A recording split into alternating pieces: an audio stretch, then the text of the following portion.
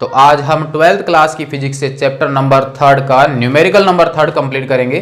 2 numerical हमारे complete हो चुके हैं और दोनों की प्लेलिस्ट बनी हुई है, वहां से आप उसको नोट कर सकते हैं। तो स्टार्ट करते हैं क्वेश्चन नंबर 3। क्वेश्चन नंबर 3 है कि हमारे पास कोई 3 प्रतिरोधक हैं जिनके प्रतिरोध 1 ओम, 2 ओम और 3 ओम हैं। तो हमें ज्ञात करना है उनका तुल्य प्रतिरोध। सेकंड इसमें पूछा गया है कि यदि ये प्रतिरोधक जो है वो किसी 12 वोल्ट की बैटरी से संयोजित हैं और उस बैटरी का इंटरनल जो रेजिस्टेंस है यानी आंतरिक प्रतिरोध जो है वो नगण्य है, तब प्रत्येक प्रतिरोधक के सिरों पर उत्पन्न विभवांतर या विभवपात का मान हमें ज्ञात करना है। तो प्रश्न हमारे पास जो है उसके अनुसार आप समझ चुके होंगे कि हमारे पास कोई बैटरी है और हमारे पास वहां पर 3 प्रतिरोधक हैं। यहां पर एक की यूज कर लेते हैं। 3 प्रतिरोधक हैं, वो सीरीज में जुड़े हुए हैं और किसी बैटरी से जुड़े हुए हैं। इसकी वैल्यू R1, R2 और R3 मान लेते हैं। वैल्यू यहां पर है 1 ओम, 2 ओम और 3 ओम।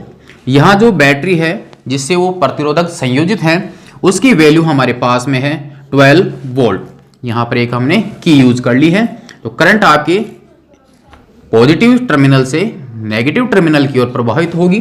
तो हमें ज्ञात करना है इस R1 के सिरों के मध्य विभवांतर यानी कितना विभवपात वहां पर प्राप्त होगा। R2 के सिरों के मध्य और R3 के सिरों के मध्य हमें विभवपात का मान ज्ञात करना है। तो जो वैल्यू हमारे पास में है उसको हम यहां पर नोट कर लेते हैं। सबसे पहले तो दिया गया है, तो हमारे पास जो वैल्यू है, एक तो R1 हमारे पास में है 1 ओम, R2 की वैल्यू हमारे पास में है 2 ओम और R3 की वैल्यू हमारे पास में है 3 ओम। तो हमें ज्ञात करना है सीरीज के लिए तुल्य प्रतिरोध का मान। क्लियर। नेक्स्ट जो बैटरी हमें दी गई है उसका विद्युत वाहक बल हमारे पास में है 12 वोल्ट, 12 वोल्ट और बैटरी का इंटरनल जो रेजिस्टेंस है वो यहां पर नगण्य है, अर्थात स्मॉल r की जो वैल्यू है वो मान सकते हैं हम कितने, 0। तो प्रत्येक प्रतिरोधक के सिरों के मध्य विभवांतर हमें ज्ञात करना है। तब V1 की वैल्यू ज्ञात करनी है, V2 की वैल्यू ज्ञात करनी है और V3 की वैल्यू हमें ज्ञात करनी है। तो फर्स्ट हम ज्ञात कर लेते हैं श्रेणी क्रम का तुल्य प्रतिरोध। यहां पर हमारे पास में रहेगा और फॉर्मूला हम जानते हैं RS = R1, R2 और R3। वैल्यू पुट कर लीजिए। तो बिल्कुल आसान क्वेश्चन है। यहाँ पर 1, यहाँ पर 2 और यहाँ पर 3, तो कंप्लीट हमारे पास में आ जाता है 6 ओम। यानी हमारे पास श्रेणी क्रम का जो तुल्य प्रतिरोध आएगा वो 6 ओम अर्थात 6 ओम प्राप्त होगा। सेकंड हम यहाँ पर इसमें थोड़ा ज्ञात कर लेते हैं कि इस परिपथ से प्रवाहित होने वाली टोटल धारा का मान कितना होगा। बैटरी से जितनी करंट प्राप्त होगी वह करंट ही प्रत्येक प्रतिरोधक में से होकर गुजरेगी और श्रेणी क्रम के लिए प्रत्येक प्रतिरोधक से गुजरने वाली धारा का मान क्या होता है, समान होता है। लेकिन उन सब के सिरों के मध्य जो विभवांतर होता है वो अलग अलग होता है और उन सब का जो टोटल होगा वो बैटरी की वोल्टेज के क्या होगा, बराबर। V1 हमारे पास हम यूज कर सकते हैं कि इन दोनों सिरों के मध्य ये V1, यहाँ से हमारे पास V2 और यहाँ से हम मान सकते हैं V3।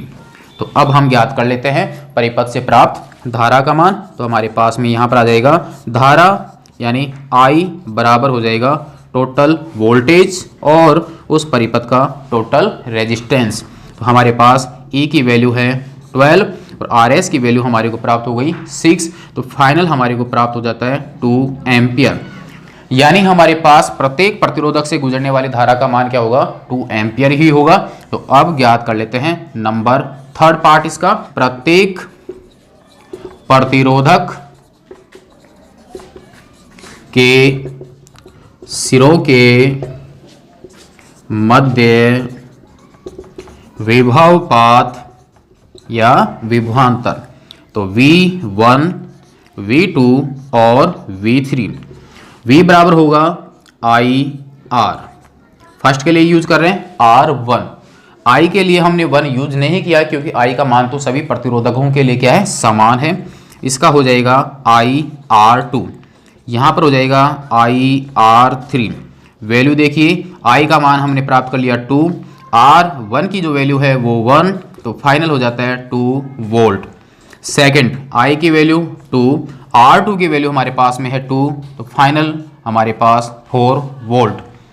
Number third, I2, R3 की वैल्यू 3 और फाइनल हो गया 6 वोल्ट। तो ये हो गया हमारे पास इसका थर्ड पार्ट कंप्लीट। प्रश्न में हमारे पास 2 ही क्वेश्चन थे। फर्स्ट तुल्य प्रतिरोध, सेकंड था प्रत्येक के लिए विभवांतर का मान। यदि आपको परिपथ से प्राप्त धारा का मान पूछा जाता है तो आप यहाँ पर 2 एम्पियर धारा प्राप्त कर सकते हैं। यहाँ पर पूछा नहीं गया लेकिन इसका उपयोग हमारे को हुआ, इसलिए हमें यहाँ पर ज्ञात करना भी जरूरी था। तो क्वेश्चन थर्ड अब आपका कंप्लीट हो जाता है। यहाँ से आप इसको नोट कर सकते हैं। और यदि क्वेश्चन आपका कंप्लीट होता है तो प्यारे विद्यार्थियों इसको लाइक एंड शेयर जरूर करें, चैनल को सब्सक्राइब जरूर कर लीजिए ताकि इससे आगे आने वाला वीडियो आपको प्राप्त हो सके। नेक्स्ट में देखेंगे हम क्वेश्चन नंबर 4। तब तक के लिए धन्यवाद।